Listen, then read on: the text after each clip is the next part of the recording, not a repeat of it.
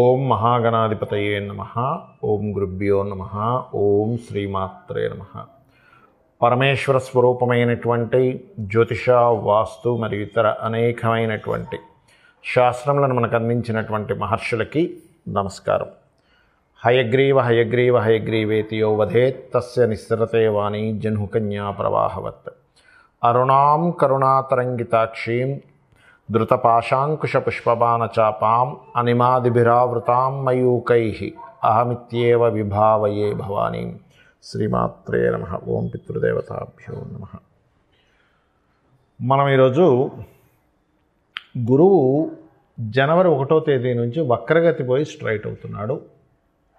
ఈ యొక్క గురువు వక్రగతి వెళ్ళిపోయి అది సవ్యగతిలోకి వస్తున్నందుకు అక్కడ ఒక 5 నెలల పాటు ఉంటాడు గురువు మేషరాశిలో ఉంటూ ఏ రాశుల వారికి ఎటువంటి ఫలితాలు ఇస్తాడు. అలాగే గురు రాశుల్లో రాహు ఉన్నాడు. ఈ గురు రాశుల్లో ఉన్న రాహు గురుచండాల యోగాన్ని ఏర్పరిచినందుకు ఎటువంటి ఫలితాలు జరుగుతాయి. అక్కడ గురుచండాల యోగం జరుగుతూ ఉంటే ఇక్కడ కేతువు కన్యారాశిలో ఉన్నాడు. సో ఈ కాంబినేషన్ అనేటువంటిది మీకు ఎటువంటి ఫలితాలను ఇవ్వనుంది ప్రతి రాశి ప్రతి లగ్నం వారికి. వీటి మూలంగా దేశకాల పరిస్థితులు ఎలాంటి మార్పులు వస్తాయి, పర్సనల్గా అసలు మీరు ఎటువంటి వాటిల్లో బాగుంటుంది, ఏ విషయాల పట్ల మీరు జాగ్రత్త వహించాలి, ఏ పరిహార మార్గం చేసుకోవాలి అనేటువంటిది ఒక్కొక్క లగ్నరీత్యా తెలుసుకుందాము. లగ్నం తెలియని వారు రాశి నుంచి చూసుకోవచ్చు. కర్కాటక లగ్నము, కర్కాటక రాశి గుర్తుపెట్టుకోండి. మీకు ఈ జూపిటర్ అంటే ఈ గురుగ్రహం ఎటువంటి ఫలితాలు ఇవ్వనుంది. మీ రాశి నుంచి దశమ స్థానంలో లగ్నం కావచ్చు, రాశి కావచ్చు, నో కన్ఫ్యూజన్స్. లగ్నం తెలిస్తే లగ్నం నుంచి వెళ్ళిపోవచ్చు హ్యాపీగా. లగ్నం నాకు తెలియదండి, నాకు టైం రాయలేదు, మా వాళ్ళు ఓన్లీ రాశి చెప్పారు, ఓన్లీ నక్షత్రం చెప్పారు, కర్కాటక రాశిలో పలానా పునర్వసు 4 అని చెప్పారు, లేదా పుష్యమి చెప్పారు, ఆశ్లేష అని చెప్పారు. No need to worry. గుర్తుపెట్టుకోండి. ఇక్కడ మీరు చేయవలసింది ఏమిటి అంటే, ఈ గురుగ్రహం కర్కాటకం వారికి ఈ జనవరి మాసం నుంచి ఎప్పటి నుంచో మీరు పడుతున్నటువంటి ధన సంబంధించినటువంటి విషయాల్లో ఖచ్చితంగా 100% కొంత ప్రోగ్రెస్ అయితే ఇస్తాడు. అందులో ఎటువంటి సందేహం లేదండి. Because of Jupiter is always good. అయితే మీకు మీ జన్మజాతకంలో మీ లగ్నానికి గురువు పాపై నెగిటివ్ రిజల్ట్స్ ఇచ్చే కాంబినేషన్ ఈజ్ డిఫరెంట్. ఈ యొక్క రాశిలో ఇక్కడిచ్చేటువంటి result is different. This is గోచార ఫలితము అంటుంటారు దీన్ని. అలాగే మరి ఇంకేమి ఇస్తాడు ఇక్కడ? ఖచ్చితంగా ఇక్కడ మీకు ఒక మంచి లగ్జరీ కార్ మీ స్తోమతను బట్టి గృహము, ఆ గృహానికో వాహనానికి కావాల్సినంత లోను, ఇవి మీకు యోగించేలా చేస్తాడు ఈ గురువు.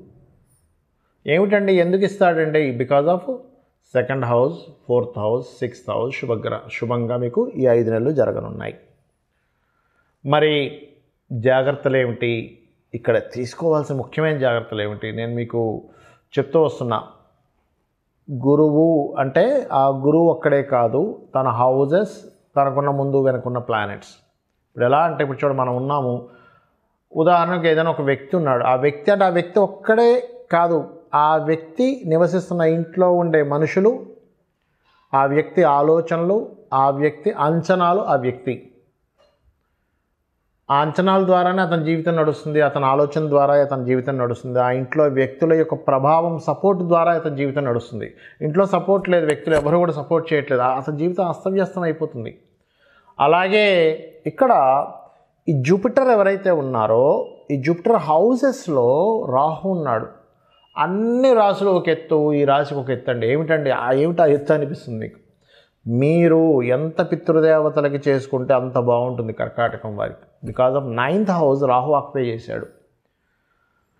మనకి లలితామ్మవారు లలితాసహస్రనామాల్లో ఆవిడే దేవతా రూపానికి శక్తి ఇచ్చేది ఆవిడే, పితృదేవతా రూపంలో ఉన్నది కూడా ఆవిడే అని చెప్పబడింది.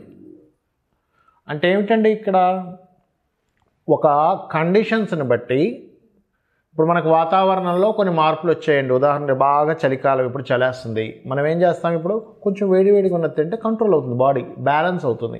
అంతేగాని చలికాలంలో విపరీతంగా ఐస్ క్రీములు తింటాం, ఎందుకు తినాము? ఇంకా ఎక్కువ చలి ఎక్కువైపోయి జలుబు, దగ్గు రకరకాలు వచ్చేస్తాయి. అంతే కదా, మిరియాల కషాయం తాగుతాం ఈ టైంలో. అలాగే ఈ రాహువు యొక్క ప్రభావం ఇలాగ 9వ స్థానంలో ఉన్నప్పుడు ముఖ్యంగా కర్కాటక రాశి వారు అందరూ చేసుకోవాలి. బట్ కర్కాటక రాశి వారు పితృదేవతలకు ఇంకా ఖచ్చితంగా చేయాలి. ఇది గుర్తుపెట్టుకోండి, ఇది ఖచ్చితంగా గుర్తుపెట్టుకోండి. అలాగే అగ్రిమెంట్స్, కాంట్రాక్ట్స్ 3వ స్థానంలో కేతు ఉన్నాడు కాబట్టి, అంటే గురువు నుంచి 6లో ఆయన ఉన్నాడు కాబట్టి కాంట్రాక్ట్స్, అగ్రిమెంట్స్ విషయంలో కూడా కాస్త జాగ్రత్త వహించండి. ఇక మీరు చేయవలసినటువంటి దేవతా ఆరాధన, స్కందుని యొక్క ఆరాధన చేయండి. సుబ్రహ్మణ్యేశ్వర స్వామి ఓం స్కందాయ నమః అనే నామస్మరణ చేయండి, అన్ని విధాలా బాగుంటుంది. మరి ఈ గురువు మేషంలో ఉన్నందుకు, రాహు మీనంలో ఉన్నందుకు, కేతువు కన్యారాశిలో ఉన్నందుకు దేశకాలమాన పరిస్థితుల్లో ఎటువంటి ఫలితాలు వస్తాయి చూసుకున్నట్లయితే, కొత్త వైరస్లు ఏదో విజృంభిస్తున్నాయని కొంచెం అలర్ట్గా ఉండాలని. ఎందుకంటే ఈ గురువు ప్రజెంట్ అయితే వక్రగతిలో ఉన్నాడు, స్ట్రైట్ జనవరి 1 నుంచి అవ్వబోతున్నాడు. ప్రస్తుతం ఎప్పుడైతే వక్రగతిలో ఉన్నాడో, మనకు ఒక 3 ఏళ్ల క్రితం ఏదైతే అప్పట్లో మనకి కోవిడ్ ఆర్ కరోనా వచ్చి ఇబ్బంది ఎలా ఉందో అటువంటి సిమ్టమ్స్ కొంచెం ఇబ్బందిని ఇస్తుంది, కొద్దిగా, ఎక్కువ కాదు. అప్పట్లాగా మొత్తం మూసేసుకొని నెలల తరబడి ఇంట్లో ఉండడం, అన్నీ బంద్ అయిపోవడం, అసలు రోడ్డు మీద తిరగకపోవడం అట్లా ఏం కాదు. కానీ కొంత దాని ప్రభావం కొంత ఉంటుంది. ఏది, ఈ గురువు వక్రగతి ఉన్నంతకాలం. వక్రగతి అయిపోయాక దాని ప్రభావం కొంత తగ్గుతుంది. ఎందుకంటే ఈ రాహు కేతువుల మధ్యలో, కాలానికి మోక్షానికి కారకులైన రాహుకేతువు మధ్యలో ఈ గ్రహాలన్నీ పడున్నాయి. ఎప్పుడైతే జనవరి 15 వస్తుందో, 1వ తేదీ వస్తుందో, మనం ఈ డిసెంబర్ మాసంలో చెప్పుకుంటున్నాం కాబట్టి 1వ తేదీ వస్తుందో, అప్పుడు ఏమవుతుంది అంటే కొంచెం గురువు వక్రగతి ఎప్పుడైతే పోతుందో ఈ సిమ్టమ్స్ అనేవి కొంచెం కంట్రోల్ అవుతాయి. కానీ ఈ ఆరోగ్యాన్ని ఇచ్చే కారకుడు రవి అక్కడే ఉన్నాడు కదా, అందుకని ఈ రవి బయటకు వచ్చేదాకా, అంటే ఈ రాహు నుంచి బయటపడాలి రవి. ఎప్పుడు బయటపడతాడు ఆయన అంటే ఏప్రిల్ 14వ తేదీ బయటకు వస్తాడు ఆయన. కాబట్టి ఏప్రిల్ 14వ తేదీ వరకు ఎందుకంటే సర్వసాధారణంగా ఇది ఒక రోజులో పోయేది కాదండి. ఇది మన కరోనా ఎఫెక్ట్ ఏదైతే 3 ఏళ్ల క్రితం వచ్చింది, ఇది ఒక 10 ఏళ్ల పాటు జరిగేటువంటిది ఒక జర్నీ. ఇది ఒక 10 ఇయర్స్ జర్నీ చెప్పాలంటే. ఈ 10 ఇయర్స్లో అప్పుడప్పుడు వస్తుంది, విజృంభిస్తుంది, ఏదో వచ్చేస్తుంది, మళ్ళీ పోతుంది, ఇట్లాంటివి ఎక్కువగా జరుగుతూ ఉంటాయి. అంటే ఇంకొక 7 ఇయర్స్ పాటు ఇవి జరుగుతూ ఉంటాయి చెప్పాలంటే. 7 ఇయర్స్ కంటే చెప్పాలంటే ఇంకొక 4 ఇయర్స్ అనుకోండి ఇంక బలంగా. అంటే కాబట్టి ఏంటి, ఈ కాంబినేషన్ ఏదైతే ఉందో, ప్రజెంట్ ఉన్నటువంటి ఈ గ్రహస్థితి ఏదైతే ఉందో, ఇందులో జీవుడు స్ట్రైట్ అయినప్పుడు మంచి ఫలితాలు వస్తూ, రవి కూడా బయటపడ్డప్పుడు కొంచెం దీని నుంచి కంట్రోల్ అనేటువంటిది వస్తుంది.